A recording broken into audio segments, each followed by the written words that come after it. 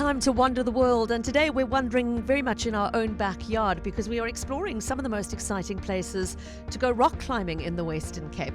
And before I introduce my guest, I wanted to throw this open to the audience. If it's something that you do, that you're passionate about, and you want to talk to us about your favorite climbs and the parts of the Western Cape that you think every climber needs to visit, we'd love to hear from you. If you want to share from us your most treasured memory of climbing, anything like that, please do send through a WhatsApp to 072 567 1567.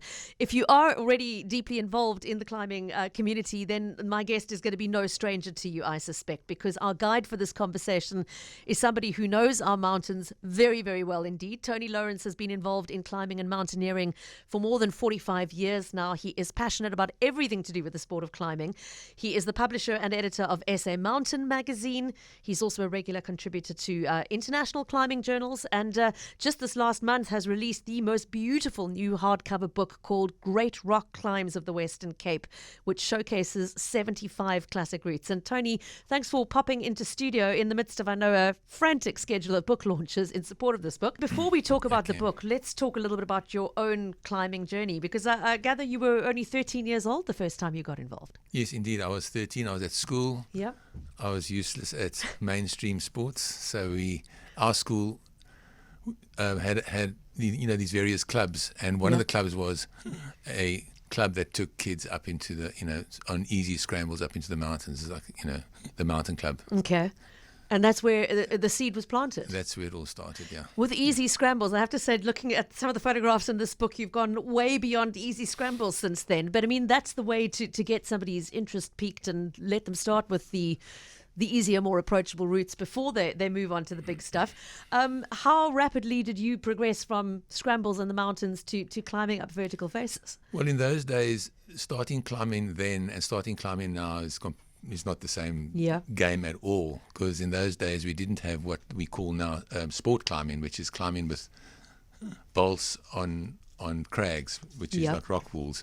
In those days we didn't have any of that, so you would start with scrambles and easy rock climbs, mainly with the mountain club, etc., and then you'd go out with people and then you would sort of improve like that. Nowadays, of course, with all the indoor climbing gyms, sport climbing as they call it, it's a lot simpler to get into to rock climbing, and also it's a lot easier to improve quickly. Yeah.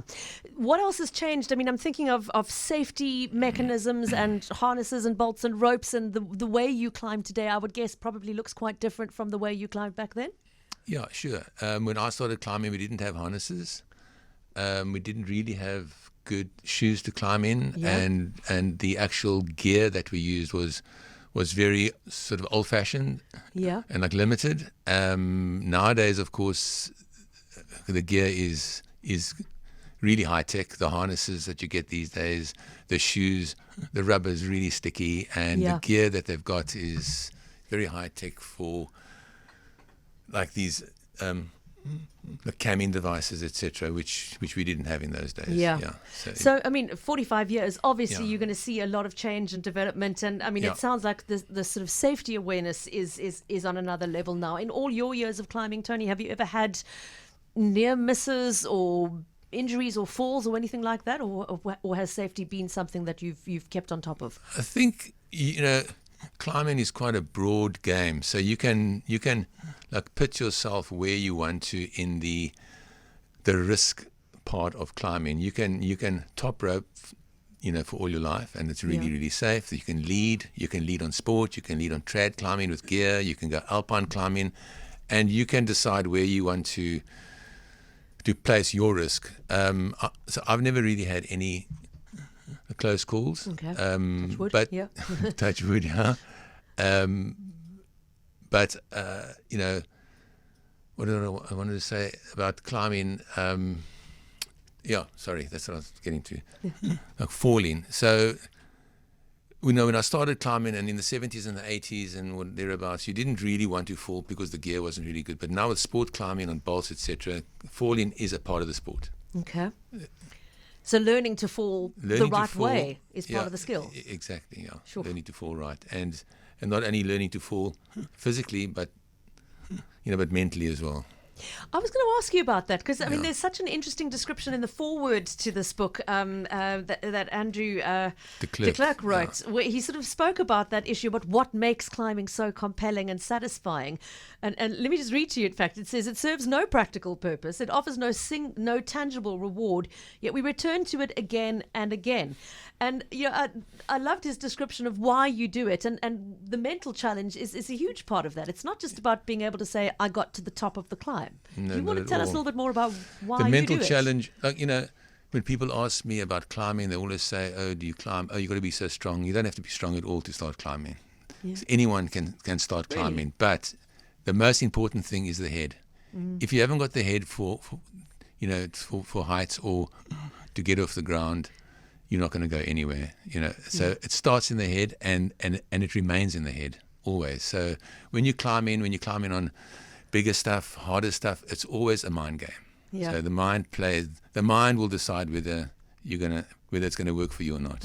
And then afterwards, the fitness, the technique, the strength, all obviously help. But the mind is the huge, player. The biggest boulder you've got to get over. Yeah, well, exactly. So full confession, my mind is not up to the challenge. I'm terrified of heights. I mean, I drove over Bairnskloof this weekend, and just the drive was enough to have me feeling physically nauseous. Is it possible to overcome that kind of fear? I think everyone is scared of heights.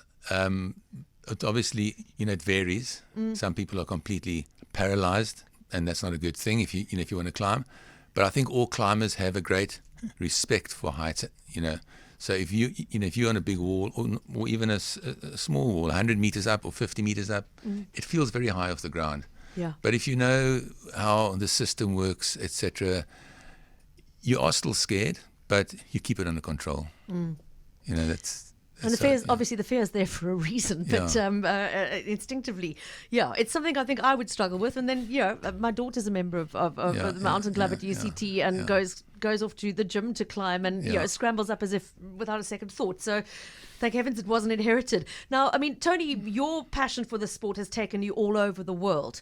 Before we come home to the Western Cape and talk about some of the routes you featured in this new book, where have been some of your favorite places that you have climbed, or most memorable individual climbs that you would highlight?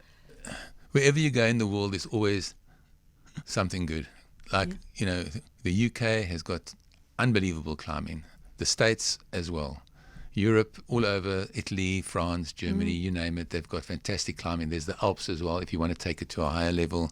If you go to the east, there's Thailand, there's Vietnam, of course there's the Himalaya, but that's another whole story. That's big mountains. And I don't have a particular favorite place because they all have something good. Yeah.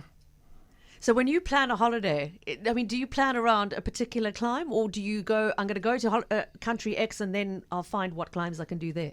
A bit of both, really. Yeah. So normally when we plan a holiday, it's quite a joke because some of my non-climbing friends, they say, so are you going to go climbing, or are you going to go on holiday? What's the climbing difference? is the holiday, right? So that's a bit of a joke. But yes, we do always plan our holidays around climbing. Okay. Always. Just for anybody coming in midway to this conversation, my guest is Tony Lourens, who is a long-standing, passionate supporter of climbing and mountaineering in this country, over 45 years experience, and is the publisher and editor of SA Mountain magazine, and now has just produced this most beautiful hardcover book called Great Rock Climbs of the Western Cape.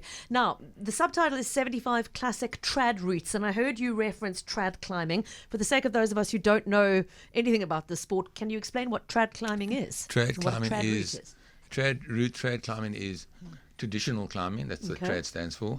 And it's when you place your own gear in the rock and it's removed when you pass through that section. Okay. As opposed to sport climbing where the bolts are in the rock and they are permanent fixtures. Right. That's the main difference. So this book is only on trad climbing without any bolts. Okay. Now, I mean, as I've mentioned, you've been involved in this for so many decades, Tony. You've published countless guides and updates, and you speak in your introduction to the book, where there's a lovely section, by the way, on the history of the development of climbing in South Africa. But you mentioned, the difficulty you had as a youngster finding decent maps and guides to the trails, and how you want this book to be the book that you were looking for when you went into the library all those years ago.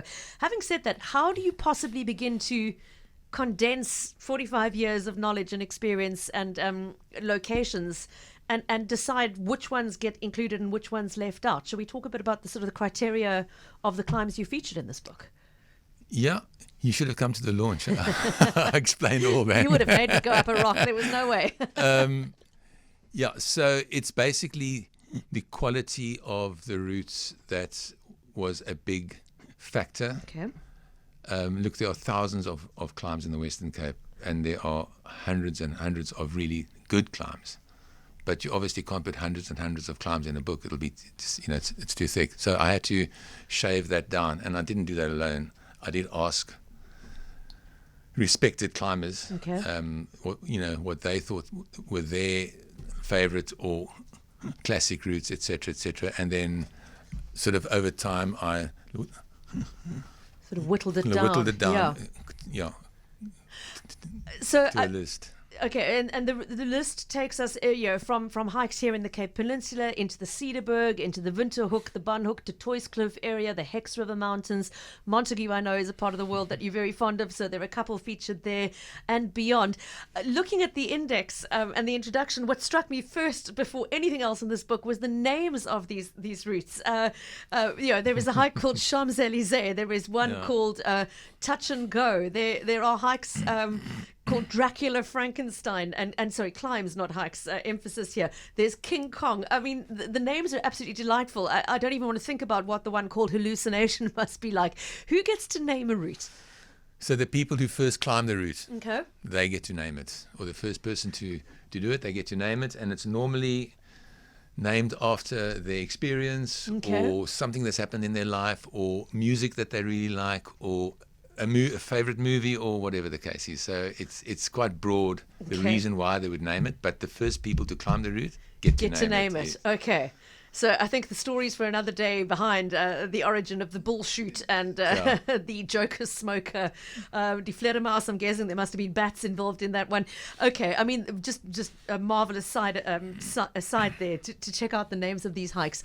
Now, Anne is asking, with all due respect, I think intended, if you've been climbing for 45 years, does age start to become an issue? Do creaky joints make climbing more difficult? Yes, it does. It does. But the nice thing about climbing is that as long as you are healthy and you don't get too big, you can always climb. You just have to bring the grade of the climbing down. Yeah. So you can always walk, you just have to walk slower. You can always climb, you just have to climb easier, a bit slower. But you can still climb as long as you just keep yourself in check and your health stays good. Okay. Yeah. Tony, you mentioned the word grade, and for those who don't know how hikes and climbs are graded by difficulty, it's a numerical scale.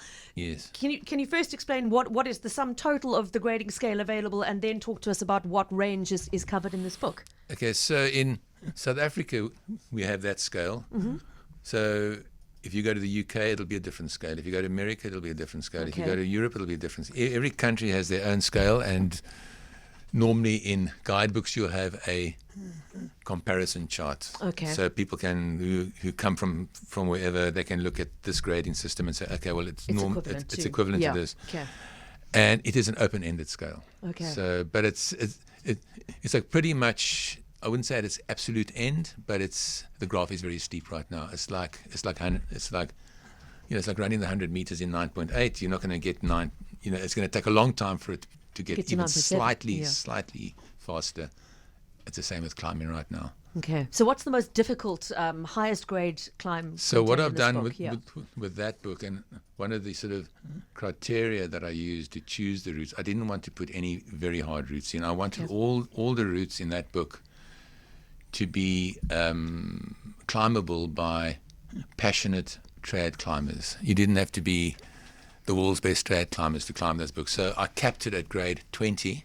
Okay. Which is a respectable grade in trad climbing, but in the big world of trad climbing, it is still a relatively sort of easy grade. Okay. If you compare it to the really hard stuff out there, but it's still quite a respectable grade to climb. Okay, so accessible, but with some more challenging routes. And then, yes, indeed. I mean, who is your intended user? Is this book intended for those who are already climbing to go out and discover new locations and extend their climbing repertoire, or do you anticipate that a novice will also be able to utilize it? I think it's very broad. I intend it to be a book to be found by kids that want to learn how to climb, and like I found those books in the library, as you mentioned earlier. It was just like wonderful for me to find this, and wow, look what's going on here. Yeah, that was a big thing that I wanted to put across, but also for climbers who want to go out and climb the best in the Western Cape.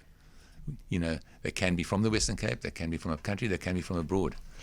Yeah, I mean, I mentioned you're in the middle of a very busy book tour, which is taking you all over the country. And I said to Tony when he walked in, why host a book launch in KZN or Joburg for a Western Cape book? And his response was because the climbers come here specifically to climb our mountains. And I mean, Tony, do you hope that will apply to increasing international climbing tourism, if I can call it that way? Yes, I think so. I think if you go to the UK, they have a series of books like this one, which also feature the best rock climbs in the UK, which is what I used when I went to the UK to climb as like a Bible tick list. And I'm hoping that this will serve as one for climbers coming here. Yeah. Now, before we run out of time, I have to mention the photography. And I mean, again, my fear of heights makes it difficult for me to even page through some of these extraordinary photographs, capturing some really hard to reach places. How have you collected the illustrations for the book? Well, that was one of the hardest things in the book is to get those kind of pictures. When I started out, I wanted pictures that reached out of the page and grabbed you. I didn't want mediocre pictures. So I did ask around. I asked friends of mine, and I asked guys that went out and girls that went out to who climbed to please take pictures, and I did aim at the ones who I knew were quite handy, with the camera, and I got an amazing, response from quite a lot of people. A lot of people sent in pictures. A lot of people sent in like mediocre pictures. A lot of people sent in fantastic pictures.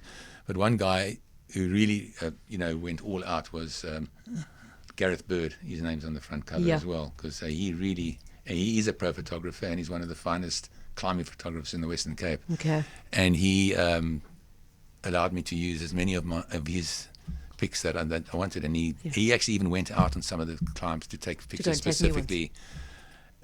So I was blown away, and I was really, really honoured to be able to have his pictures in the book. And as you can see, I mean, that front cover is his pic, and that's his wife climbing it. And when she was climbing it, she was pregnant with their child. But they didn't know that she was pregnant at the time. Oh my gosh! So it's a family portrait. It's a bit of a joke. Literally a family portrait. He took the it's a terrifying family portrait to me, but I get it. And I mean, it is the most Gareth and anybody else who contributed. It's extraordinary. This book is, even for somebody like me, I have to say the chances of my actually ever attempting any of these climbs would be slim to nil, because I know what my fear of heights is all about. But to look at these pictures and to marvel at what exists in our province, and to know that this is available to those who are made of braver stuff than me, is a thing of great beauty. Final thing to ask you, Tony, is where our listeners find a copy of the book. I know you have you gone into the bookstores yet? Yes, the Iron bookstores. Okay. It's exclusives. It's Wordsworth, and in the outdoor stores, the City Rock, Drifters, the Patagonia stores, Gone Outdoor. I haven't forgotten one. Okay, so all the outdoor and bookstores and online, published by Blue Mountain Publishers. It's called The Great Rock Climbs of the Western Cape, 75 Classic Trad Routes. And Tony Lourens, it's been fabulous having you with us to talk to us about your story and the story of this book. And we wish you many, many more years of happy and safe climbing. Thanks, Pippa. Thanks Great very to have much. you with us. Thank you.